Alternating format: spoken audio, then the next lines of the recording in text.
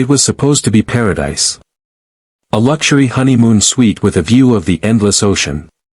A newlywed couple toasted with champagne as the Miami skyline slipped beneath the horizon.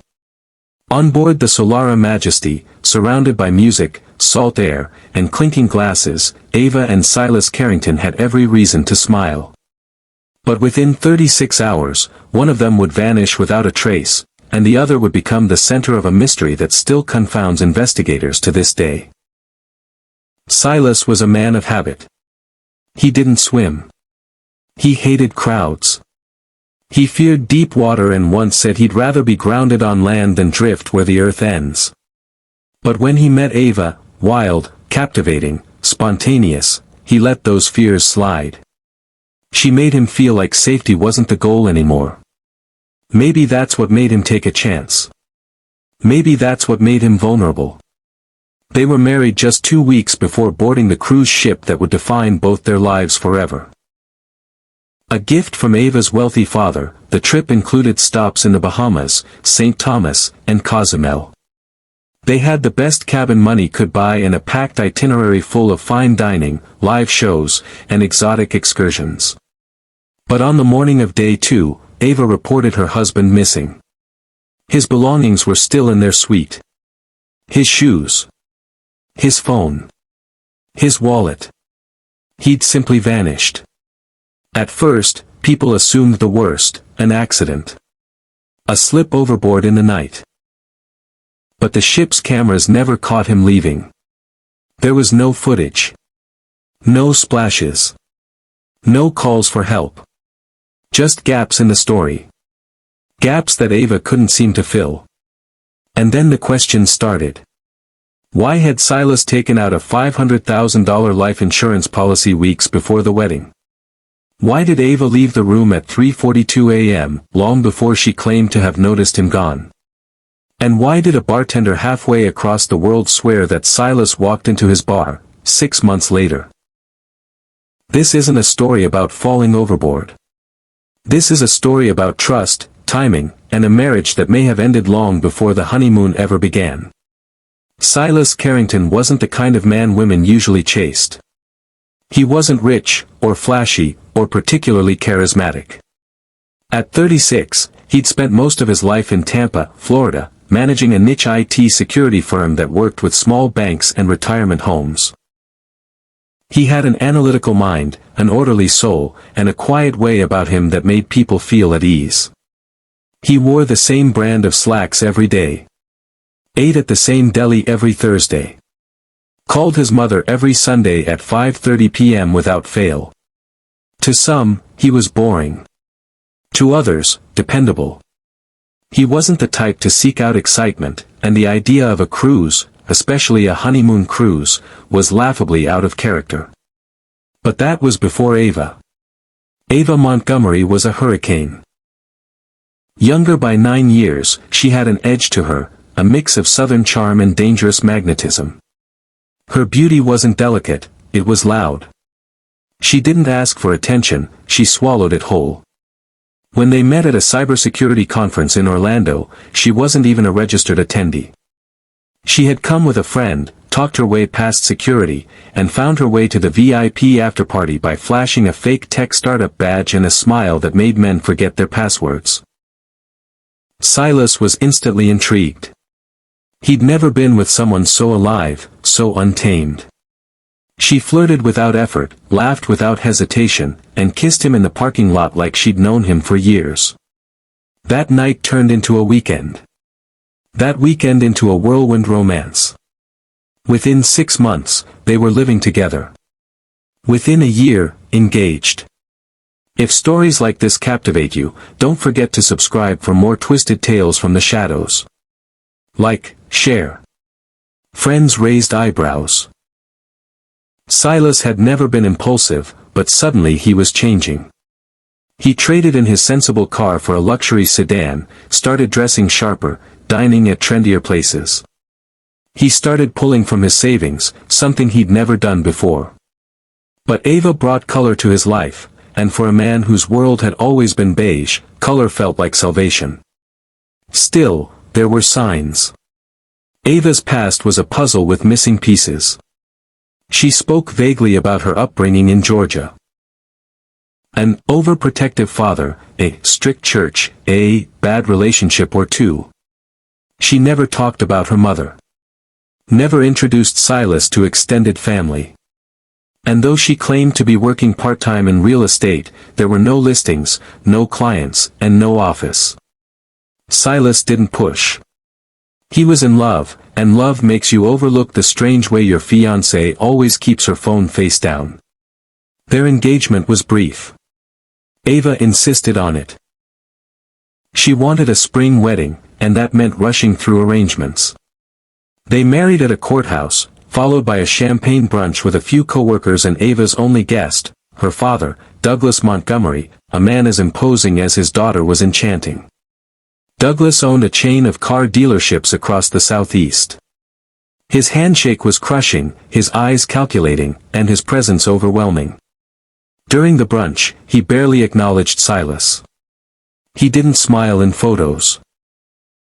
He sat silently while Ava opened gifts and later handed her a manila envelope with "Honeymoon Gift" scribbled on the front in blue ink. Inside was a fully paid itinerary for a luxury cruise aboard the Solara Majesty, one of the most expensive ships in the region. Silas tried to thank him. Douglas just nodded and said, "Don't disappoint her." There were red flags, even then. Like the fact that Douglas booked only one return flight. Or that Ava told Silas not to bring his laptop. Something he'd never done on vacation before. "It's our honeymoon," she whispered, lips to his neck. "You won't need it." The night before the cruise, Silas had trouble sleeping. He double-checked his passport, charged his phone, and reviewed the insurance paperwork he'd filed 3 weeks prior. He had added Ava to his employer-sponsored life insurance and, at her suggestion, also taken out a separate policy, one she helped him research. $500,000. She insisted it was just to protect our future. He wanted to believe that. Still, he wrote an email to his best friend, Jeremy, saved in his drafts folder. It read, "If something happens on this cruise, just know I didn't jump." He never sent it. The Solara Majesty set sail on a cloudless Miami afternoon. Silas appeared relaxed in the photos posted by Ava on social media. The first night, they attended a live jazz show, posed for pictures on the deck, and dined on fresh lobster tail. Ava wore a sapphire blue dress with a slit to her thigh. Silas wore a linen suit. They looked perfect. Like a magazine couple. But behind the smiles, the cracks had already started. Ava disappeared for hours the next day. She claimed she was in the spa, but the spa's sign-in sheet didn't list her name. Silas was seen wandering alone, sipping cocktails and asking crew members if they'd seen his wife. At one point, a bartender noted he looked worried, like he wasn't sure if he'd made a mistake. That night, security footage showed them arguing quietly at the edge of the casino. Ava's face was hard. Silas looked hurt. They separated.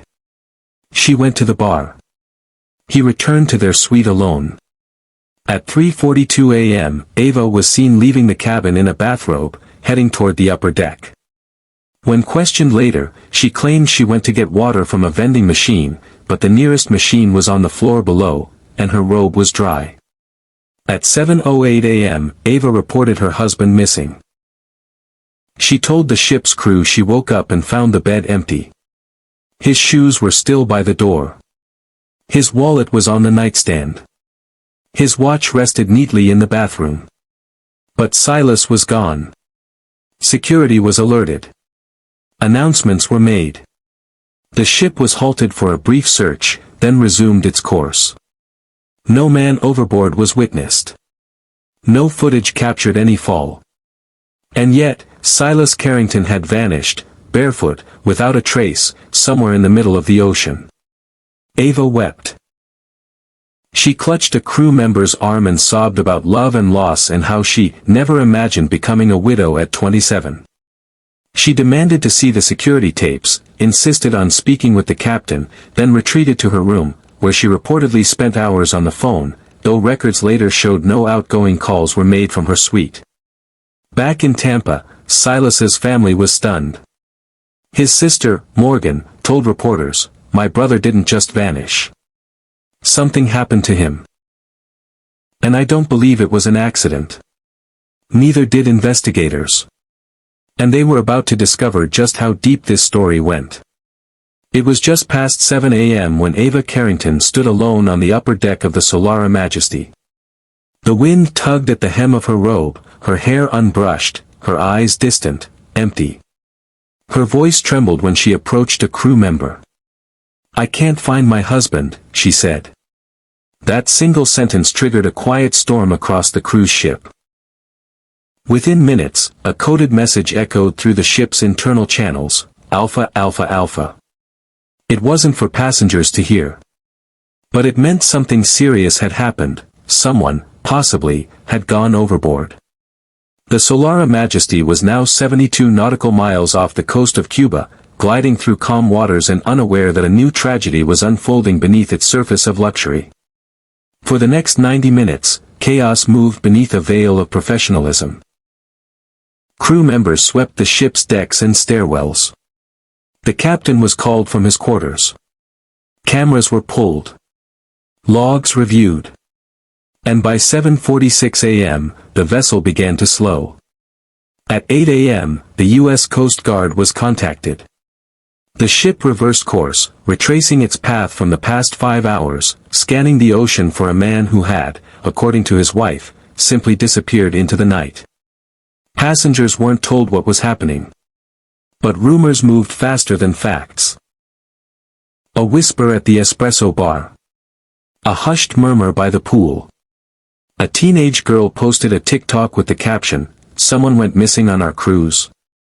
The video would go viral before the ship even docked. Back on Deck 9, in their honeymoon suite, Ava sat cross-legged on the couch as ship security gently asked their questions. Her voice was soft, her tone even. Silas, she claimed, had trouble sleeping. Sometimes, on restless nights, he'd step out onto the balcony to clear his mind. She had fallen asleep around midnight. When she woke up hours later, the bed was cold. And Silas was gone. She assumed he had gone for a walk or maybe to the ship's gym. But when an hour passed, and he still hadn't returned, panic crept in.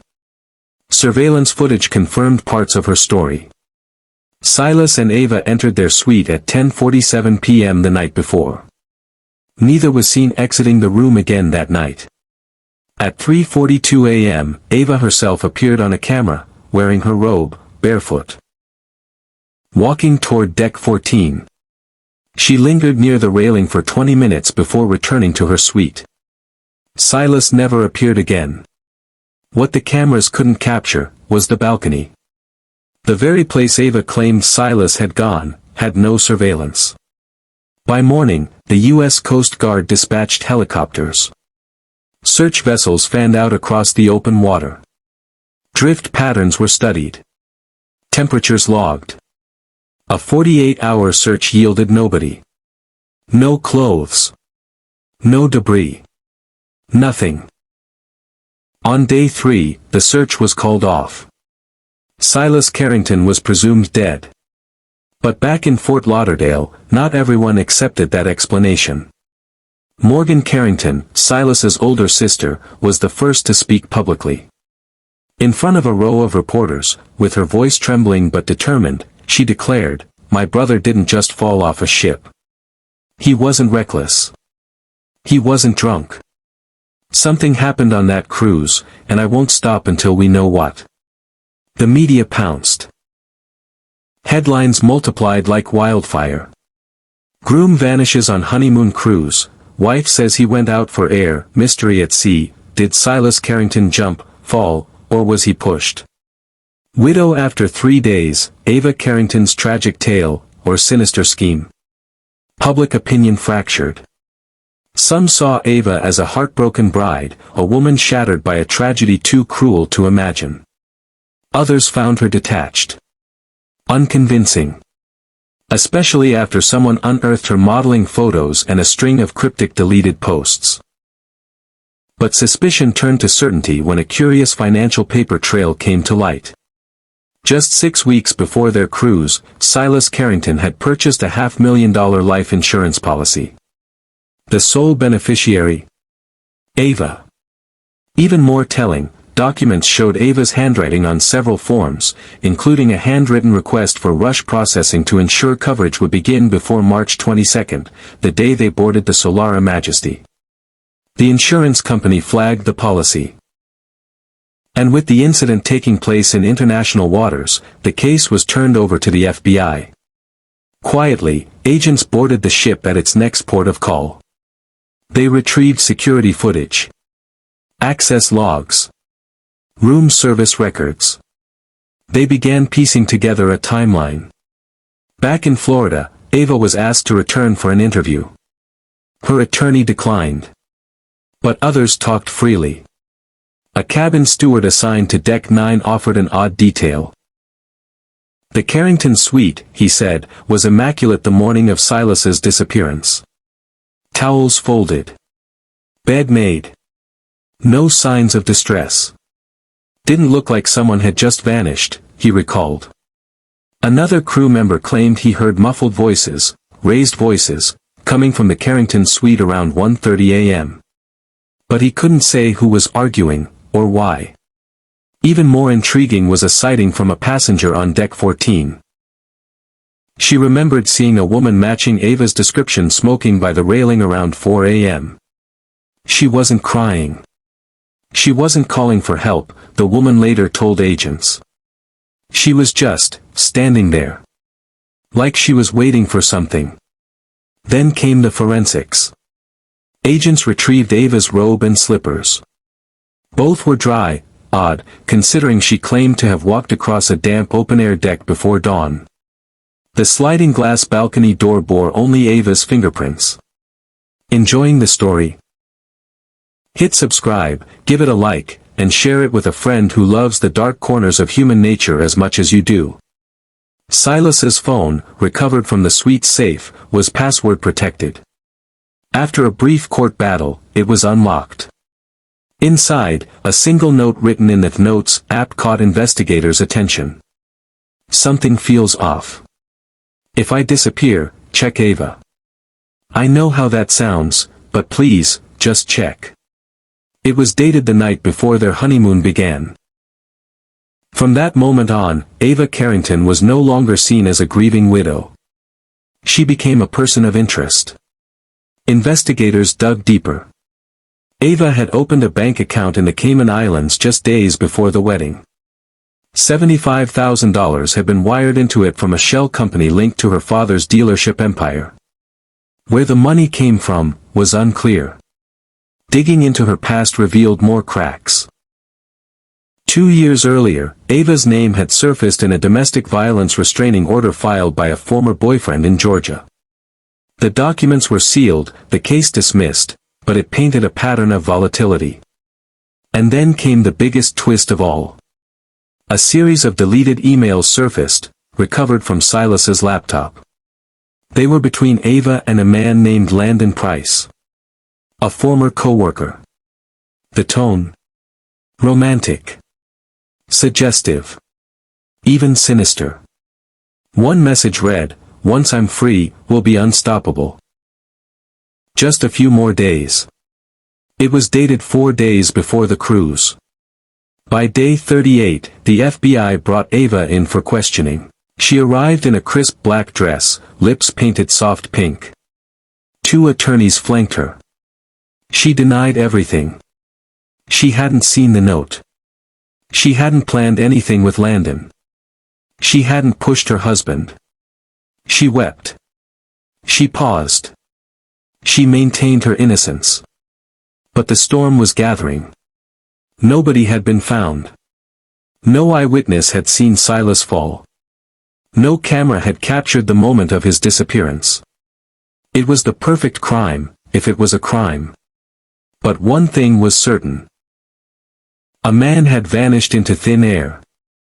And the only person who claimed to have seen him last, was Ava Carrington. The morning of July 18, 3 months after Silas Carrington vanished without a trace from the Solara Majesty, the sun was already blistering over the Gulf Coast when FBI agents pulled into the circular driveway of a white stucco mansion in Naples, Florida. Ava Carrington had just returned from a yoga retreat in Sedona. She answered the door in linen pants, barefoot, her hair pinned in a loose bun. And when they read her rights, when they uttered the words, "You are under arrest for the murder of Silas Carrington," she did not flinch. She didn't cry. She didn't ask why. She just said, "I want my lawyer." The nation, already obsessed, was glued to the unfolding drama. Helicopters circled the estate as Ava was placed in a black SUV and driven to the federal courthouse in Fort Myers. Within hours, photos of her in cuffs, jaw set, eyes down, were splashed across every tabloid, news outlet, and late-night talk show in the country. The indictment was chilling. First-degree murder. Wire fraud. Conspiracy to commit murder.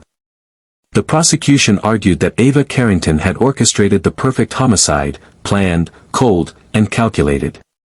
She had lured Silas on a honeymoon cruise, drugged him, and pushed him overboard under cover of night. All to claim the $500,000 life insurance policy and to clear the path for a life with her alleged lover, Landon Price. Federal prosecutors called it a 21st-century maritime murder, designed to vanish without consequence. The arraignment was televised live. Ava stood behind a glass partition, clad in beige jail-issue scrubs. Her voice was clear and unshaken as she entered her plea, "Not guilty." From that moment, battle lines were drawn. On one side stood Assistant U.S. Attorney Marcus Ellington, a career prosecutor known for his precision and relentless courtroom presence. He told reporters outside the courthouse, "Justice doesn't require a body. It requires evidence. And we have plenty." On the other side stood defense attorney Dana Roth, a sharp-witted legal tactician from Miami who had represented celebrities, CEOs, and once famously acquitted a man accused of drowning his wife in the Everglades. Her statement was short and surgical: "This is a witch hunt. There is no proof Ava Carrington murdered anyone. What we have is grief, twisted into suspicion." But behind the scenes, the war was anything but elegant. The prosecution built their case brick by brick. They presented Ava's financial activity, the life insurance policy, the offshore account, the large purchases made in the weeks before the honeymoon. They introduced the recovered emails between Ava and Landon Price, suggesting romantic conspiracy. They played surveillance clips in court. Footage of Ava walking alone at 3:42 a.m., lingering by the deck railing with a cigarette and what appeared to be a cell phone in hand. Silas, notably, was never seen again after entering their suite that night. A key witness, a housekeeper named Maribel Cruz, testified that just days before the wedding, Ava had angrily shouted at Silas during a phone call, saying, "You're ruining everything. Maybe it's better if you just disappear." And then came the note. Recovered from Silas's notes app on his locked phone, written days before the cruise. "If I disappear, check Ava." To the jury, it sounded like a man fearing for his life. But the defense pushed back hard. They painted Ava as a woman targeted by grief, circumstance, and misogyny. A photogenic widow judged more for her appearance than her actions. They claimed the life insurance policy had been Silas's idea, spurred by an overly cautious financial advisor. They said the emails with Landon were misrepresented, flirtations, not conspiracy. Most importantly, they argued there was no murder weapon, no physical evidence, and most critically, no body. "How can you prove beyond a reasonable doubt that someone is dead," Roth said in her opening statement, "when you have never found a body? Never performed an autopsy? Never confirmed death? This is fiction, wrapped in grief and sold as justice." Then came the twists. 2 weeks into the trial, Landon Price, Ava's alleged co-conspirator, was subpoenaed. He appeared in court pale and visibly shaken. Under oath, he admitted to the emails, but denied any romantic relationship. He claimed Ava had become obsessed with him, that they had drinks once at a holiday party, and that he had tried to distance himself from her ever since. Prosecutors were blindsided. Their star motive now had holes. The defense seized the opportunity. They introduced a psychologist who testified that Ava may have been suffering from acute grief-induced dissociation in the wake of her husband's disappearance, explaining her flat emotional effect and erratic behavior. Social media was divided. Some called her a black widow, a woman who killed without remorse. Others believed she was being crucified for not mourning the right way. #Justice for Silas trended for weeks. Then, #FreeAva followed. The courtroom atmosphere was electric. Standing room only, with true crime podcasters camped outside, selling Ava merch. Documentaries were optioned before the verdict was even reached. But then, another twist. A journalist named Darren Givens, who had been investigating the case independently, uncovered a private security camera from a civilian fishing boat that had docked near the cruise ship's last known coordinates on the night Silas vanished. The footage, grainy but time-stamped, showed a faint human figure, arms flailing, in the water just before dawn. Was it Silas? The prosecution said yes. A fluke, but confirmation that he had indeed gone overboard. The defense saw it differently. This proves nothing, Roth barked. If anything, it suggests an accident. Or suicide. And that question, accident, suicide, or murder, became the beating heart of the trial. 3 months in, the courtroom fell into silence as Ava Carrington took the stand. She spoke clearly. Measured. She described Silas as kind but anxious, and admitted their relationship had strain. He confided in her about financial pressure from his family, insecurity about her modeling career, and fear that she'd leave him. I loved Silas, she said. And I wish I'd stopped him from going onto that balcony. But I didn't kill him. Cross-examination was brutal. Prosecutor Ellington grilled her about the emails, the financial records, and her cold demeanor. Ava never wavered. Then came closing arguments. The prosecution described a master manipulator, a woman who used charm and sex to hide her cunning. A woman who pushed a man off a cruise ship into dark waters and walked away without looking back. The defense painted a picture of a modern-day witch trial, no evidence, no weapon, no body. Just grief twisted into suspicion, facts spun into fiction. The jury deliberated for 6 days. 6 long, suspenseful days. On the 7th, the court reconvened. Ava stood still. Her fingers clenched behind her back. On the charge of first-degree murder, the foreman said, "We find the defendant guilty." A gasp echoed through the courtroom. Reporters rushed to their laptops. One wept openly. Silas's mother collapsed into her daughter's arms. Ava stood frozen, jaw tight, eyes wet, but defiant. The judge set sentencing for the following month. Ava was led out in cuffs, her beige scrubs soaked with sweat. Her head held high. Outside, the world exploded. Some cheered. Some wept. Others raged online, declaring the verdict a miscarriage of justice. But the case of Silas Carrington's disappearance was no longer a mystery. To the court, and to history, it was murder at sea. And the woman who planned it now faced life behind bars. The trial of Ava Carrington began on a stormy Monday morning, nearly 18 months after Silas Carrington disappeared. Courtroom 4C in Fort Myers, Florida, quickly transformed from a legal chamber into the epicenter of a national obsession. Outside, news vans idled for hours. Inside, every seat was taken, every face anxious. The weight of uncertainty and speculation hung thick in the air. From the beginning, it was clear this wasn't just a trial about murder. It was about image, money, class, and control. Ava, clad in a modest navy blue suit and minimal makeup, looked a far cry from the glamorous woman the tabloids had painted. She sat composed, expression unreadable, as the prosecution began to build their case brick by damning brick. The state opened with a simple but haunting statement. This case, they argued, was not about a body.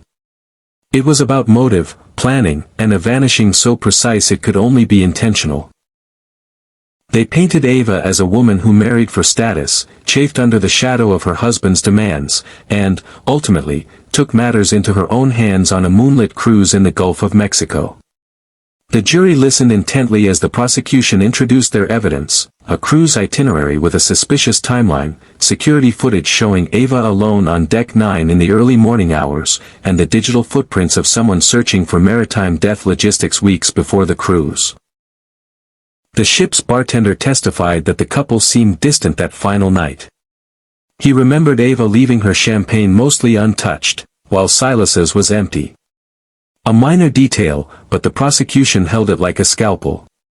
Then came the testimony that shook the room. Maribel Cruz, a former housekeeper at the Carrington estate, who described hearing a chilling argument weeks before the cruise. Ava's voice, furious, distant, sharp, "You don't get it, do you? I'll make this go away. I always do." Every word seemed to pulse in the courtroom air. The prosecution's most technical witness was an FBI digital analyst. He presented smartwatch data showing Ava's heart rate spiked between 3:36 and 4:02 a.m., a window that aligned precisely with the timeframe Silas was last seen. No steps registered. No audio logs. Just an elevated pulse in silence. It wasn't proof, but it was unsettling. The defense, led by veteran attorney Dana Roth, pushed back with calculated elegance.